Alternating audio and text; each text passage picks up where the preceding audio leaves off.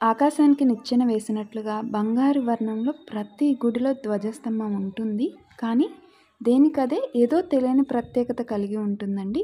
ఇక్కడ చూసినట్లయితే ధ్వజస్తంభం వెనక గరుడ మండపం, ఆ తర్వాత గుడి మండపం పైన వెంకటేశ్వర స్వామికి పాలిస్తున్న గోవు ఈ విధంగా ఉంటుంది. ఇక ఆలస్యం చేయకుండా గుడిలోకి వెళ్ళి ఎలా ఉందో చూద్దాం.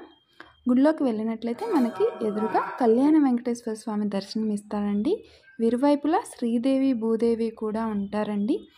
అయితే ఈ గుడిలో ఒక ప్రత్యేకత ఏంటంటే గరుడ మండపం దగ్గరికి వెళ్ళి ఈ గరుడునికి నమస్కారం చేస్తున్నప్పుడు అక్కడ మండపం పైన ఉన్న అద్దంలో మనం వెంకటేశ్వర స్వామిని కూడా దర్శనం చేసుకోవచ్చండి. అలాగే ఈ గుడి మండపంలో శ్రీకృష్ణుడు అర్జునుడికి గీతోపదేశం చేసిన సన్నివేశాన్ని ఒక చెక్క మీద ఈ విధంగా చెక్కి ఫోటో ఫ్రేమ్ లాగా చేసున్నారండి. అలాగే ఈ గుడి పక్కన ఇంకా చాలా టెంపుల్స్ ఉన్నాయి.